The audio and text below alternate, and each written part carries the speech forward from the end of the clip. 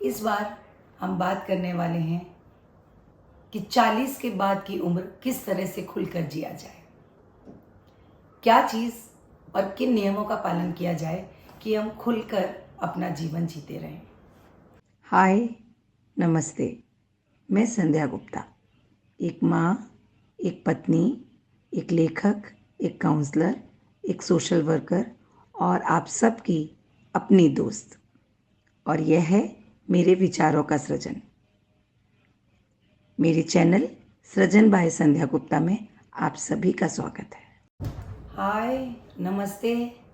कैसे हैं आप सभी? आशा है बहुत बहुत अच्छे होंगे। एक बार फिर हाजिर हूँ मैं आप सबके साथ, सृजन के साथ, संध्या के साथ में।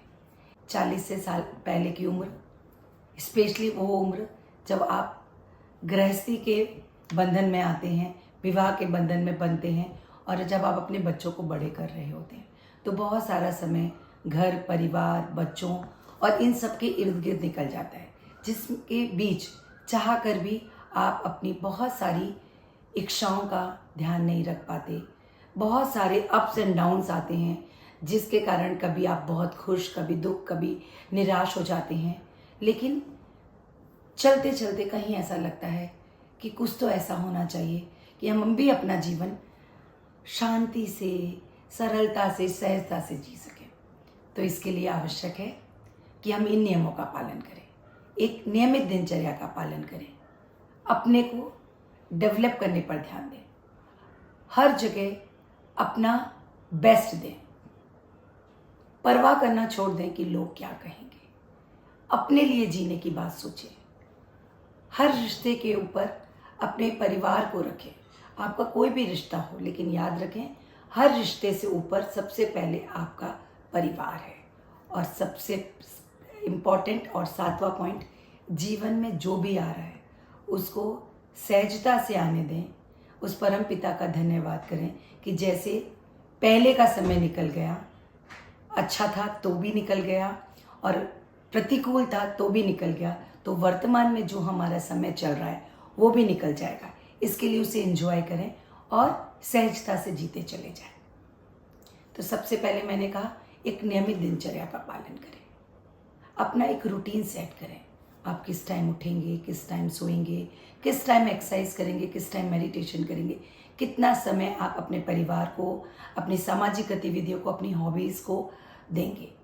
इस सब से जब आप एक नियमित दिनचर्या के हिसाब से जीने लगते हैं तो आपको पर्याप्त मात्रा में हर चीज़ के लिए समय मिलता है। आपके मन में एक सुकून आता है कि मैं हर चीज़ के लिए समय निकाल पा रही हूँ, हर चीज़ को समय दे रही हूँ और हर समय हर चीज़ को अच्छे से जी पा रही हूँ। ये जो एक सेटिस्फेक्शन है, ये जो एक संतुष्टि है, वो आपको खुलकर ऐसा लगता है कि आप खुलकर जी रहे, आपको लगता है जीवन जीने में बहुत मज़ा आ रहा है। दूसरी इम्पॉर्टेंट बात, हमेशा अपने आप को डेवलप करने के लिए सोचें। बहुत लोगों को लगता है मैं ऐसा नहीं कर सकती, मैं मॉडलिंग नहीं कर सकती, मेरा फेस अच्छा नहीं है, या मैं डॉक्टर नहीं बन सकती क्योंकि मैंने मेडिकल साइंस की पढ़ाई नहीं की है। सारी चीज़ें अपनी जगह, रिग्रेट करने के बजाय ये देखें कि मैं इनकी जगह क्या कर सकती हूँ। मुझे पढ़ाने का बहुत शौक़ था, पढ़ने का बहुत शौक़ था, काउंसलिंग का बहुत शौक़ था, लेकिन अपने घर गृहस्थी के चक्कर में मैं ये सब कहीं पीछे छोड़ आई थी। लेकिन जैसा आप सभी जानते हैं, जब मैं नारायण रेड्डी परिवार से जुड़ी तो मेरे ये सारे शौक़ ऑटोमेटिकली पूरे होने लगे। तो वैसे ही अपनी हर चीज़ के लिए, जिन जिन चीज़ों पे आपको रिग्रेट है, उन सब चीज़ों के लिए अपने आप को डेवलप करें और आप देखें कि मैं उनका क्या ऑल्टरनेटिव अपने जीवन में अपना सकती हूँ ताकि मुझे सेटिस्फेक्शन मिले।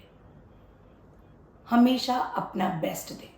आप कोई भी काम कर रहे हैं, कोई भी रिश्ता निभा रहे हैं, कोई भी क्रियाकलाप कर रहे हैं, उसमें अपना तन और मन पूरी तरीके से लगा दीजिए, 100%। रिजल्ट कुछ भी रहे, हमेशा फर्स्ट आना, सर्वोत्तम आना या जीतना ही आवश्यक नहीं है। किसी भी चीज़ में पार्टिसिपेशन आवश्यक है, क्योंकि जब आप पार्टिसिपेट करते हैं तब आप बहुत सारी चीज़ें सीखते हैं, तब आप नई चीज़ें सीखते हैं, सहयोग सीखते हैं, केयर सीखते हैं, परवाह सीखते हैं। लेकिन जब आप सिर्फ जीतने पर ध्यान देते हैं तो आप सिर्फ जीतना सीखते हैं और अपने जीवन में स्ट्रेस, एंग्जाइटी, इन सारी चीज़ों को कहीं ना कहीं बढ़ा लेते हैं, क्योंकि आपके मन में लगता है मुझे फर्स्ट आना है, मुझे बेस्ट करना है, मुझे मैं सबसे आगे होनी चाहिए। हमेशा से पार्टिसिपेट करने पर ध्यान दें, मैं कहाँ खड़ी रहूँगी इस बात पर ध्यान ना दें। इस बात की परवाह करना छोड़ दें। हम बचपन से लेकर आज तक 4 लोग सुनेंगे तो क्या कहेंगे, 4 लोग देखेंगे तो क्या कहेंगे, इस उम्र पे मैं ये करूँगी तो लोग क्या कहेंगे, ये कपड़े पहनूंगी तो लोग क्या कहेंगे, जिम जाऊंगी तो क्या कहेंगे, साइकिलिंग करूंगी तो क्या कहेंगे। छोड़ दीजिए, लोग तो कुछ ना कुछ ज़रूर कहेंगे। अगर आप बहुत खूबसूरत हैं, बहुत मेंटेन्ड हैं, बहुत स्लिम एंड ट्रिम है, तभी भी लोग कहेंगे। तब लोग आपने अपने आप को स्लिम ट्रिम मेंटेन करने के लिए जो मेहनत की है, उसकी तारीफ करने के बजाय कहेंगे इसके तो जीन्स ही ऐसे हैं कि ये मेंटेन रहेगी, ये तो किस्मत वाली है, ईश्वर ने इसके पर विशेष कृपा की है। तो ऐसी चीजें आपको सुनने में आती ही रहेंगी।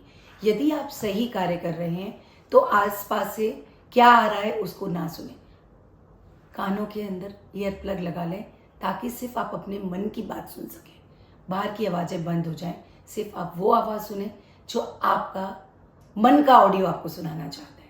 उस मन की आवाज को सुने और उस पर कार्य करें। अपने लिए जिए।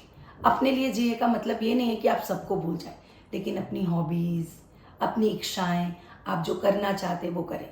मेरी मदर इन लॉ की एक बहुत अच्छी आदत है, मैंने उनको देखा, अगर उनको कोई चीज़ खाने का मन होगा और पूरे परिवार में भी वो चीज़ अगर किसी को पसंद नहीं है, आमतौर पर महिलाएं कहती अरे अकेले अपने लिए क्या करें, पर उनका कहना है अगर आप अकेले अपने लिए नहीं कर सकते तो आप परिवार के लिए भी क्या करेंगे।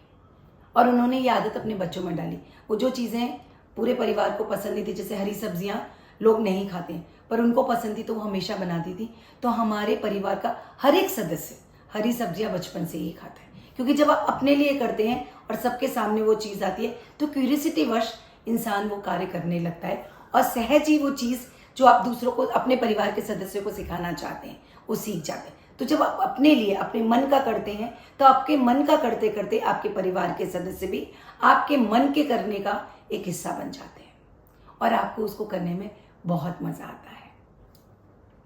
और एक बात और याद रखें, हम इस दुनिया में जीते हैं, जीते वक्त हम बहुत सारे रिश्तों में बनते हैं। कई बार वो रिश्ते इतने ज़्यादा घनिष्ठ हो जाते हैं कि हमारे परिवार से ऊपर चले जाते हैं। ये बात मेरी समझ से मुझे कहीं ना कहीं, मुझे लॉन्ग टर्म में ये चीज़ का बहुत बार रियलाइजेशन हुआ कि हमारा परिवार हमेशा हर रिश्ते से ऊपर होना चाहिए।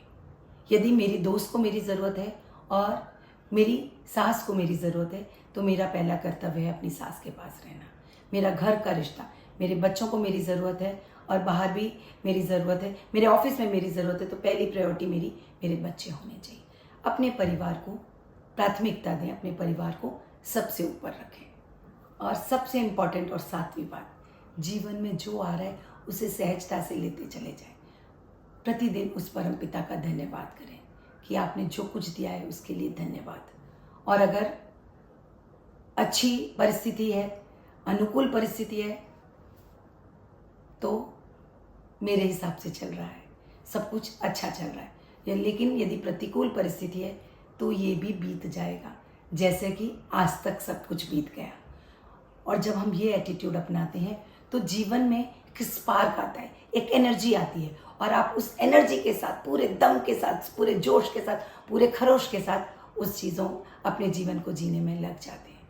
तो दोस्तों, इन 7 पॉइंट्स को अपनाएं और जीवन को बहुत बहुत बहुत खूबसूरत कर लें और आपको लगे कि मैं खुलकर जी रही हूँ और जीवन जीने का मज़ा आ रहा है। Thank you. अगले हफ्ते फिर मिलेंगे एक नए वीडियो के साथ। तब तक के लिए नमस्ते।